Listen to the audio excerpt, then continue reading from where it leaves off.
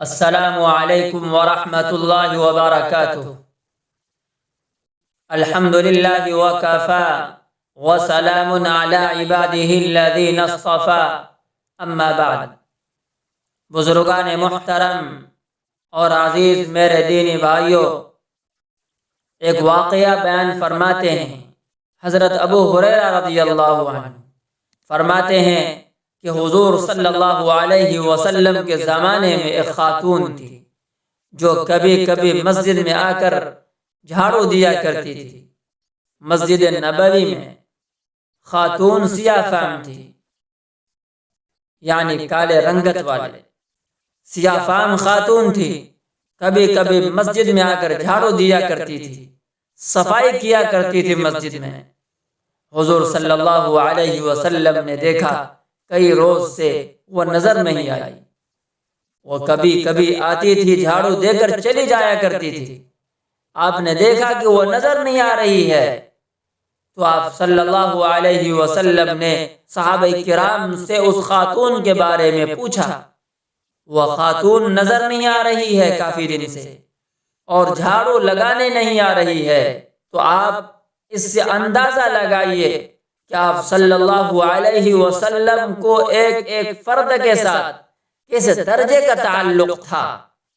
وہ خاتون آتی تھی، جھاڑو لگا کر چلی جایا کرتی تھی، لیکن سرکار دو عالم صلی اللہ علیہ وسلم کے حافظہ میں وہ خاتون محفوظ تھی۔ آپ پوچھ رہے ہیں وہ نہیں آ رہی ہے، کیا بات ہے؟ صحابہ کرام نے عرض کیا، یا رسول اللہ، ان کا انتقال ہو گیا۔ تو آپ صلی اللہ علیہ وسلم نے فرمایا، ارے ان کا انتقال ہو گیا تو مجھے بتلایا تک نہیں کہ ان کا انتقال ہو گیا؟ تو صحابہ کرام نے زبان سے تو نہ کہا، لیکن انداز ایسا اختیار فرمایا کہ حضور وہ تو ایک ایسی معمولی قسم کی خاتون تھی، اگر انتقال ہو گیا تو کوئی بڑی بات نہ تھی۔ آپ جیسے ہستی کو اس کے بارے میں بتایا جاتا، آپ کو بتلانے کی ضرورت نہ سمجھی۔ معمولی قسم کی خاتون تھی، جھاڑو لگایا کرتی تھی، ان کا انتقال ہو گیا۔ تو حضور نے فرمایا، مجھے بتاؤ ان کا قبر کہاں ہے، کس جگہ اس کو دفن کیا گیا ہے؟ صحابہ کرام کے ساتھ ان کی قبر پر آپ صلی اللہ علیہ وسلم تشریف لے گئے، اور جا کر وہاں ان کی قبر پر نماز جنازہ پڑھی۔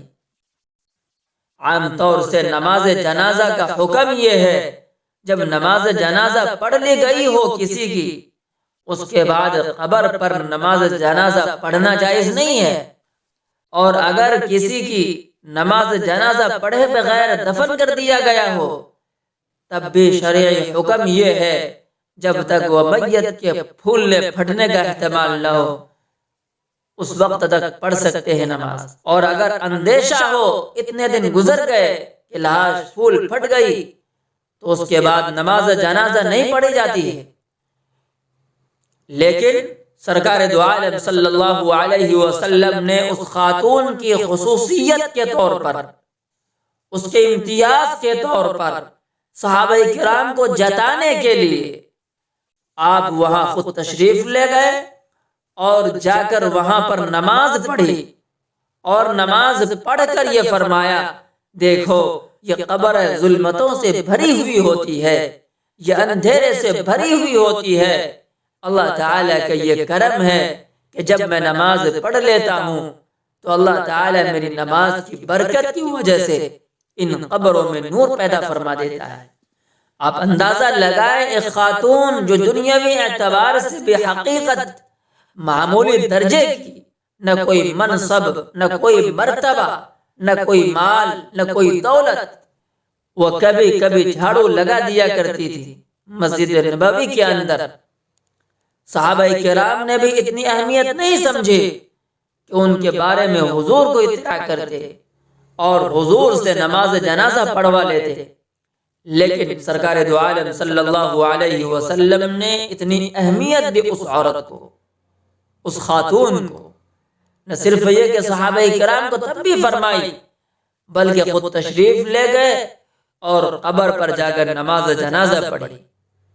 ایک تو خود تشریف لے جانا، دوسرے عام قاعدے سے ہٹ کر اس کی قبر پر جا کر نماز جنازہ پڑھی۔ یہ اس بات پر تنبیہ کے لیے کہ کسی شخص کو، مرد ہو یا عورت، وہ اگر دنیاوی اعتبار سے معمولی رتبے کا ہے دیکھنے میں، تو اس کو معمولی نہ سمجھو، اس کو حقیر نہ سمجھو۔